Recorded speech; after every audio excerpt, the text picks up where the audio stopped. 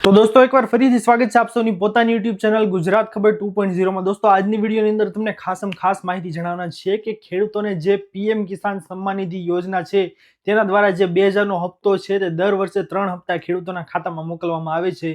તે હપ્તામાં ટૂંક સમયની અંદર કદાચ તેમાં વધારો થઈ શકે તેમ છે। દોસ્તો ખાસ માહિતી આજના વિડીયોમાં જાણી લેજો કે કયો એવો અહેવાલ છે, કઈ એવી માહિતી આવી છે તમારા સૌ માટે કે જેના આધારે ખબર પડી શકે કે ભાઈ ખેડૂતોનો હપ્તો છે તે વધવાનો છે અને તે હપ્તો છે તે વર્ષે જે તમને 6000 રૂપિયાની નાણાકીય સહાય જે PM કિસાન સન્માન નિધિ યોજના દ્વારા આપવામાં આવે છે તે રકમ વધારીને 9000 રૂપિયા વાર્ષિક છે તે ખેડૂતોના ખાતામાં આપવામાં આવી શકે તેમ છે। તેના વિશેની ખાસ માહિતી જણાવીએ દોસ્તો। અને જો 22મો હપ્તો આગામી આવવાનો છે તેના વિશેની કઈ માહિતી અપડેટ છે તે આવી છે તેના વિશે પણ ખાસ માહિતી તમને જણાવી દેવાના છીએ દોસ્તો। ખાસ માહિતી આપણે આજની આ વિડીયોમાં જાણીએ તેના પહેલા જે કોઈ પણ લોકો અમારી YouTube ચેનલ ગુજરાત ખબર 2.0 પર નવા છે તેમને વિનંતી કે ફટાફટ અમારી ચેનલને સબસ્ક્રાઇબ કરી દો, જેના લીધે આવી જ ખેડૂતોને લગતી મહત્વની અપડેટ આ ચેનલના માધ્યમથી તમને મળતી રહે। તો દોસ્તો આપ સૌને જણાવી દઈએ કે હવે તમને ખબર જ હશે કે 2026નું વર્ષ છે તે આજથી ચાલુ થઈ ગયું છે, એટલે કે આજરોજ તારીખ 1/1/2026 થી હવે ખેડૂતો છે તેમને પણ નવા અપડેટ છે તે નવી માહિતી છે તે સરકાર દ્વારા આપવામાં આવતી હોય છે। તેવી જ આ યોજના છે દોસ્તો PM કિસાન સન્માન નિધિ યોજના, જેમાં ખેડૂતોને વાર્ષિક 6000 રૂપિયા છે તેની સહાય ખેડૂતોને આપવામાં આવે છે, જેમાં 2000ના હપ્તા તરીકે 6000 કુલ રકમ છે તે ખેડૂતોને આપવામાં આવે છે।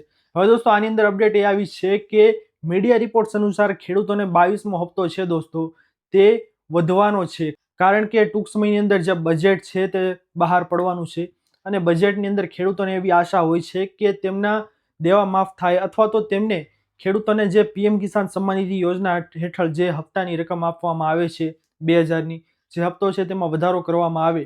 પરંતુ દોસ્તો તમને જાણીને ખૂબ દુઃખ થશે, કારણ કે મીડિયા રિપોર્ટ્સ અનુસાર તેવી ચોક્કસ માહિતી છે તે કાંઈ આપવામાં આવેલી નથી કે ભાઈ 2000ના હપ્તાની રકમ છે તેમાં વધારો કરવામાં આવશે જ, પરંતુ ખેડૂતોને કદાચ જે બજેટ છે તેની અંદર નવી સુવિધાઓ છે તે અલગ પ્રકારની છે તે મેળવી શકે તેમ છે અને કદાચ સરકારની એવી વિચારણા છે કે ખેડૂતોની આવક વધે એટલા માટે તેમની આવકમાં વધારો થાય અને ખેડૂતોને જે 2000નો હપ્તો છે તે મોકલવામાં આવે છે તે 2000ના હપ્તાની રકમ છે તેને વધારવામાં આવે। અને ઘણી બધી અટકળો એવી મળી રહી છે દોસ્તો કે જેમાં ખેડૂતોની જે રકમ છે જે વાર્ષિક 6000 રૂપિયા આપવામાં આવેલા છે તે વધારીને તેમને 9000 રૂપિયાની રકમ છે તે કરવામાં આવે।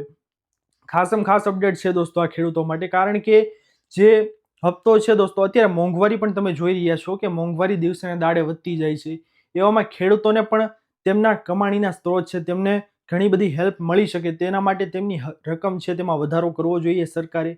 એટલા માટે દોસ્તો આ જે નિર્ણય લેવામાં આવ્યો છે, જે તમને અટકળો સંભળાતી હશે કે ભાઈ 9000 કરવામાં આવશે, મારી બીજી ચેનલ છે તેની ઉપર હું વિડીયો બનાવતો હોઉં છું, તેની અંદર પણ ઘણીવાર હું કહેતો હોઉં છું કે ભાઈ એવા અહેવાલો છે કે 9000 રૂપિયાની રકમ કરવામાં આવે વાર્ષિક, પણ તેની વિશે કોઈ ચોક્કસ ઠોસ સબૂત નથી કે ભાઈ તમારી રકમ છે તે વધવાની જ છે।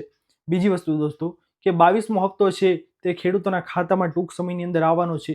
એવા ઘણા બધા ખેડૂતો છે જેમને રકમ છે તે અગાઉ મળતી નથી, અત્યારે હાલ મળી રહી નથી કે તેણે રજીસ્ટ્રેશન કરાવ્યું નથી, તો આવું શા માટે તેના સાથે થઈ રહ્યું છે?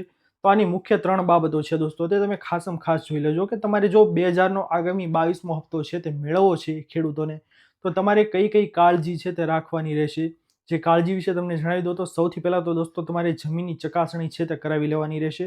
દોસ્તો જો જમીનની ચકાસણી નહીં કરાવી હોય તો આગામી હપ્તો છે તે તમને મળવા પાત્ર થશે નહીં। આ ચકાસણી દોસ્તો તમે કોઈ બી સાયબર કાફે અથવા તો તમારા વીસી ગ્રામ સેવકનો તમે સંપર્ક કરી શકો છો।